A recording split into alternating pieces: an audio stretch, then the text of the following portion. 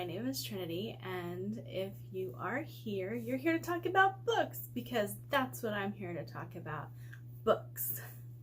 Today I am going to be doing my November wrap-up, and I have 21 books to talk to you guys about today. I keep trying to find a way to do this where it is not so long, so I think starting in December, I'm going to start doing weekly wrap-ups instead of monthly wrap-ups. That way you guys are not bogged down with an hour-long video of me talking about books. So let's get this started with the stats. So for November, I read 1 nonfiction, 11 fantasy, 1 mystery, 4 sci-fi, 3 historical fiction, and 1 horror. And of those, I have 2 DNFs this month. 1 2-star, 6 3-star, 8 4-star, and 4 5-star. My November was a reading roller coaster. Like, I had some books that I was like super thrilled about, and some that I was like, why did I waste my time reading this?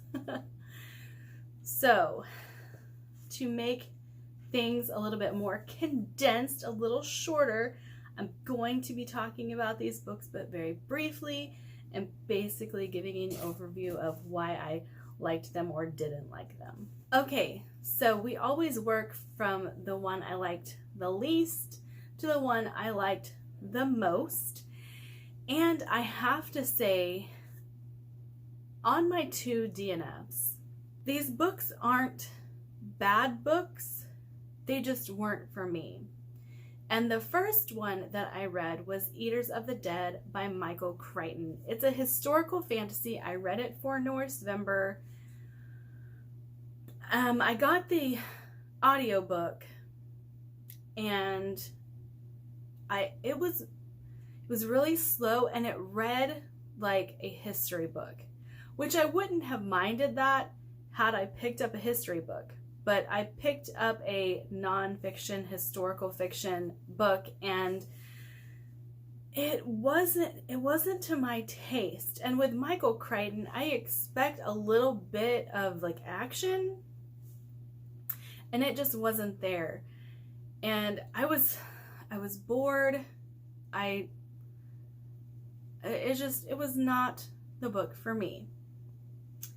Now the second DNF, and I feel really bad about this because I know this book is absolutely beloved, was Kings of the Wild by Nicholas Eames. I am not a fan of dry humor, and that is what this book relies on really heavily. And I get why a lot of people like it. It was just not my type of humor. And you know, A Band of Mercenaries with all of the band name references should have been a fun, frolicking adventure. And I didn't get the appeal. It was not for me. The humor didn't connect with me. And that's fine. That's all that needs to be said. Because like I said, this book is beloved in the fantasy world. And I didn't like it. So for my 2-star, Labyrinth by Kate Moss. This is, again, like, it's not a horrible book. Why did I give it 2 stars if it's not horrible? It's pretty boring. It's pretty slow, and I happen to love a book by James Rowlands called The Blood Gospel. And it's pretty much the same premise, and I couldn't like this book because The Blood Gospel for me was a 5-star, and this one didn't even come close to meeting The Blood Gospel. But this is about an archaeologist who stumbles across the Labyrinth. And it's a symbol that's carved into things that she finds all over the place. I am not the one to give this a rave review, so I would check out the reviews on Goodreads for this one if it sounds up your alley and if you haven't read The Blood Gospel. So for my first 3-star, Unnatural Causes by Dawn Eastman. This was an audiobook that I downloaded for free. It's part of my Pop Sugar Challenge and where I read a medical thriller. Those are not my types of stories to begin with. And when I read a thriller, I almost want it to be a little paranormal, a little magical, something along those lines. So this one was just, it was not up my alley. It was not the book for me. And that's fine. I gave it a 3 because I liked it. It's about a doctor named Katie who she is working for this small practice in a small town, and one of her clients ends up dead. And it's an overdose on pills that she did not prescribe. However, she finds out that somehow this lady has a prescription for a drug she did not prescribe. And that's what she overdosed on. And it takes her down this like rabbit trail of information about this small town. And the twists in this book are good. And the ending is something I didn't see coming. But there's a disconnect with the character. Like, there's not a whole lot of character building in this. It's just a story, and it's a well-told story, but it's not something that's really gonna grip you. Okay, the next 3-star that I have is The Engineer by Darren M. Hanshaw. And this was actually sent to me by the author himself because I happen to love RPG games, and this is written based off an RPG game. It's a super ridiculously cute story. It is the story of how he met his wife, so adorable, via an RPG game. However, it's also written as their characters in the RPG game. So there was so much to love about this story, the dystopian feel of it. And I'm going to mispronounce this main character's name, Action. I'll put a little thing down here so you guys can actually see the name. I loved the main character. Now, where I struggled with this one was the dialogue. Everything was so formal, and there were things that like characters, like, the character just wouldn't talk that way. And so the reason I gave it a 3 as opposed to a 4, because the rest of the book really does deserve a 4-star, is the dialogue. The world building, though, is great. And I felt like he really knew this world, the world of redemption, and the descriptions were great. Oh, just the dialogue. The dialogue was so cringy sometimes. But again, like, could have been a 4, but just didn't quite make the mark because of that. Okay, my next 3-star was The Beautiful by Renee Adiha. Oh, I have already unhauled this book. So I don't even have a physical copy to like hold up and show you because I was so frustrated with this book. It's vampires, it's New Orleans. Those are my 2 favorite things in the world. I should love this. However, I did not. And part of my reasoning for not liking this book, well, I gave it a 3, so of course I did like it, but part of my reason for not like giving it a 4 or 5-star is because the main character, Celine, is a whiny baby. But that's all there is to it. whiny little baby. So, possible spoilers. I'll put spoiler until I'm done. She kills a dude. And I mean, this is her reason for her leaving her life behind and moving to New Orleans to this convent is because she was assaulted and killed the guy. So through the whole book, am I a bad person? Am I drawn to the dark? No, you're not a bad person. You defended yourself. I get the time where the book is set. It's possible that this is the way that women were treated. But through the whole book, she whines about this. The whole book. I couldn't even enjoy the vampire aspect of this book. Like, it couldn't offset it because where were they? I know that they existed. I know that you kind of get a POV from one of them. And then it ends very open for the next book. And I don't care to go on to the next book. Nah. Okay, my next 3-star. This is a reread. I don't know why I reread it, because I gave it a 3-star originally. I know why I read it. It was for Pop Sugar Challenge, and it's 1984 by George Orwell. Ignore the sticker. I'm never removing that thing.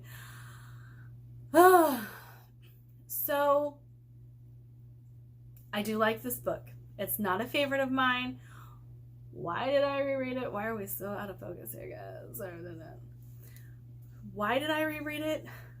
I don't know why I chose this one to reread. Because I had it. I ended up getting about halfway through this before I was like, I don't want to read this anymore. I don't.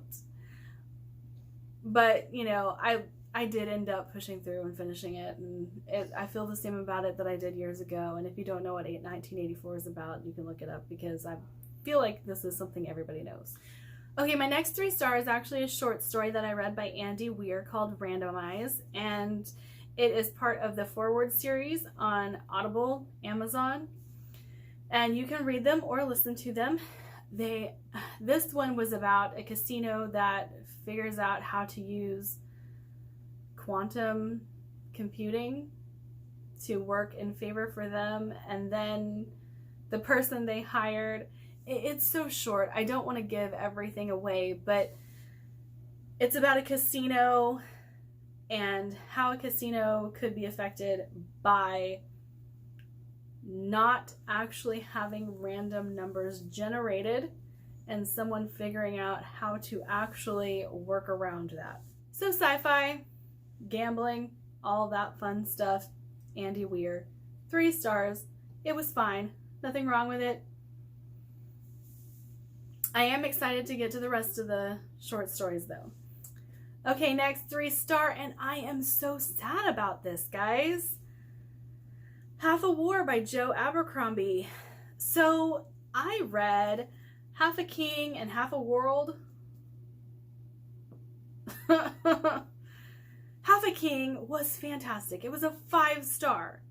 Half a World was great. It was a 4-star. This one was okay.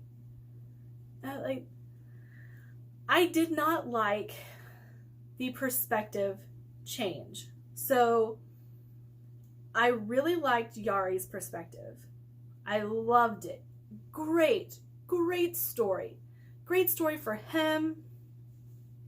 I really liked Thorn. She was a little abrasive, I'm not like other girls kind of trope. And then Princess Skara. I don't like her. I don't like her thought process. Joe Abercrombie is really, really great at characterization. So you're either going to love the characters or hate the characters because you know the characters. I don't like her. I didn't like her story. I didn't care about her. But I wanted to see everybody else's story wrap up. So this could have been a DNF if I was not so invested in Yari and Thorn's story, because I honestly did not care for Princess Scara one single bit. Okay, on to my 4 stars.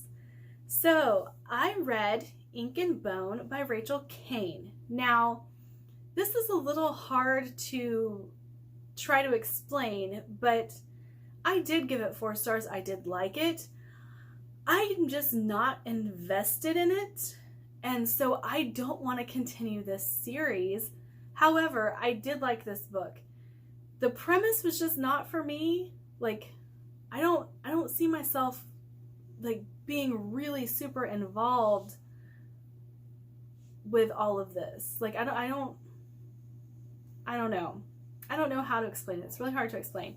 But Ink and Bone by Rachel Kane. What if the Library of Alexandria didn't burn down? The Great Library now controls everything because knowledge is power.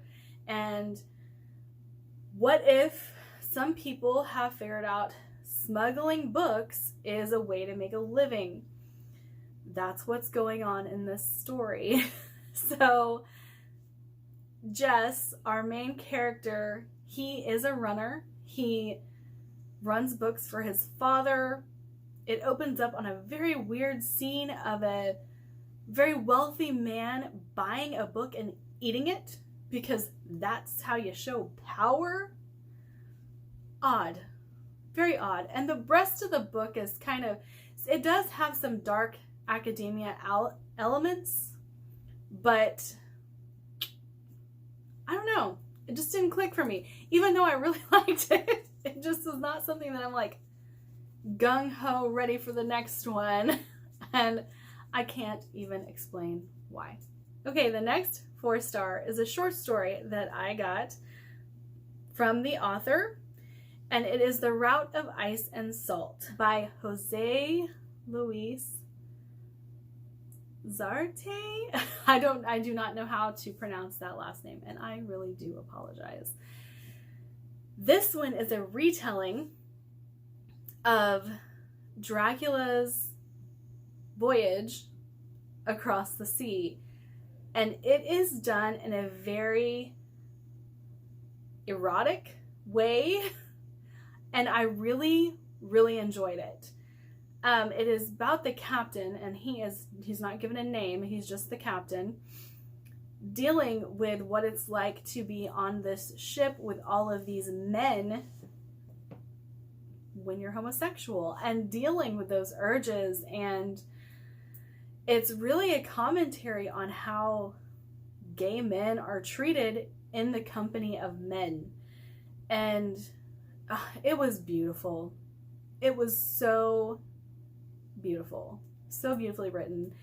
It is very erotic though. Like the imagery is very erotic. But yeah, I really liked it. I highly recommend it. Okay, the next 4-star for me would be Black Sun by Rebecca Rowanhorse, and I did pick this up from the library. As you all know, I'm Native American, and I love supporting Native American authors, so I was really gung-ho for this one because everybody is gung-ho for this one, and I was disappointed. The world building is not there. It's a great story, a great adventure. You're on a ship with a guy who's cursed and his eyelids have been sewn shut, and he sails the seas with this mermaid type character, and then you have all of this politicking on the sidelines, and it is something that should have been great. But the world building, like, you know nothing about this world. You're just kind of shoved into it with all of these characters and all of these elements of magic that you don't understand. And if I've heard someone else say this, and I don't remember who said it, if there could have been 150 more pages just dedicated to world building, this would have been a 5-star, absolutely fantastic book. But because that's not there, so much is missed. And I really think that going forward, Rebecca Roanhorse needs to focus on the lore of what is going on, the world building, like how did we get here, all of these kinds of things. Because while she did great character development, we don't really understand what the characters are going through. So, I mean, this, again, great book, great magic system, great politicking. I just wish we knew more. I wish we knew more. The next 4-star is a second in a series, so I'm not going to talk too much about it, but it is the second to Ember in the Ashes by Sabati here. I picked this up from the library. It is a torch against the night. Again, we are... Okay, sorry, my camera battery died. Again, we are following Elias and Leia as they escape the city. It was very good. Their adventure takes so many twists and turns, and I'm really excited because I'm really excited to pick up book 3. I'm really excited that book 4 is finished and ready, and we can get it now. I'm not usually one to put off reading a series because it's not yet complete, but I'm really excited that this one is now complete and I can finish it. Okay, the next one. I was really surprised by this book because this was a random selection for my Pop Sugar Challenge of a book set in Japan. And it's Across the Nightingale Floor by Liam Hearn. And I really enjoyed this story. It is not anything like deep or anything like that, and there is some insta love, but I really enjoyed the setting and getting to be in a different culture and learning about some of the myths and history of that culture. And it was really just a great, fun story that I want to continue. It's a series, and one of my friends told me, you've got to read this. And it's about a boy who watches his entire city get slaughtered and is rescued by one of the bigger political people in the realm, and he adopts him. And you get to go on this adventure with him, find out that he does have a little bit of mysticism to him, but I was so unprepared for how good this story was, and I'm recommending it to you guys. So pick it up. It's a 4-star for me. Okay, the next I'm going to do in tandem because I finished the Bone Witch series by Rin Shipeko, and it was Heartforger and Shadowglass. Love this series, guys. It's dark. You're following a necromancer, and she does some shady things. You figure out why she does some shady things, but the whole story coming together at the end of this trilogy was so good and so satisfying. And I thought the little epilogue was beautiful. Like, it just hit me right in the heartstrings. And if you have not heard about the Bone Witch, I highly recommend looking into it because I'm trying to keep this video short, but necromancy, yes. Love interest that is not insta love, yes. I mean, it's great. It's great. Pick it up. Okay, the next 4-star that I have is Scythe by Neil Shusterman. Again, very surprised by this. I was not expecting to love the first book in a series this much, but the fact that there are literal reapers within this world that have no consequences because this is their job. So cool. Such a cool premise. And I did like the main character. I'm forgetting their name. But anyway, I really liked the whole student-teacher aspect of this. I really liked the competition aspect of this. I really liked the whole gotta outsmart the teacher, really gotta outsmart everybody around you kind of aspect. I just really highly recommend this series because I think that this series has so much further to go, and it is already so good. Okay, so for my first 5-star, it's the nonfiction. It is called Valkyrie, Women of the Viking World. I enjoyed reading this. It is nonfiction. It is about women of the Viking world. And that is what it's about. And if you enjoy Vikings, I read it for Norse Member. It's fantastic. Pick it up. Okay, my next 5-star.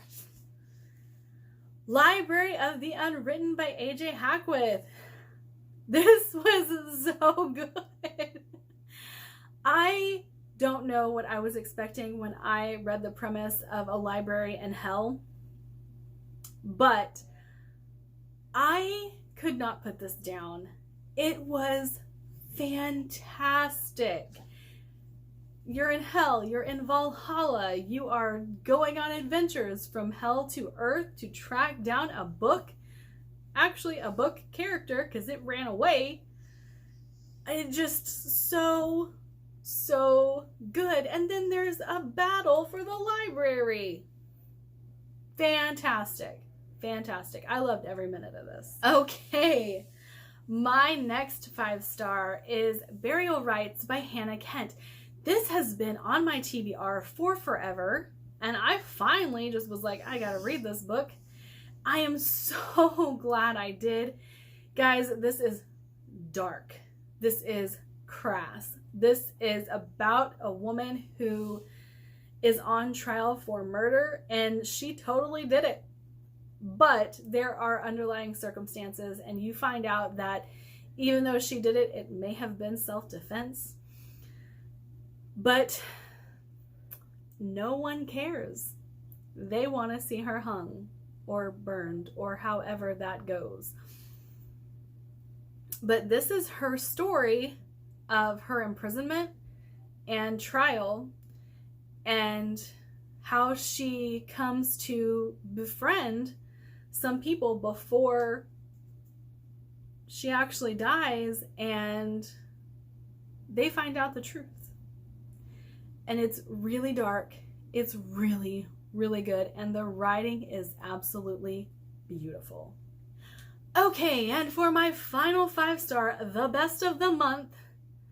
Guys, this book was the most impactful book I have read in a really, really long time. If you are going through depression, if you are wondering, why am I even alive right now? You totally need to pick up this book, because it hit home for me so hard and I was not prepared. But The Midnight Library by Matt Haig. Okay, so suicide warning, trigger warning for suicide. But this is about a girl whose life is going down the pooper. And she has decided she's done, it's over, she's gonna kill herself, and she does. And she wakes up in the Midnight Library. There's a librarian who she recognizes, and I'm gonna let you guys find out what that's about. She is shown this library of possibilities for her life. These are the decisions that she could have changed, done differently, and made her life different. But does different mean better? That's kind of the whole story right there, the whole premise of the story. Does different mean better? If you would have gone this route, would your life be what you wanted it to be?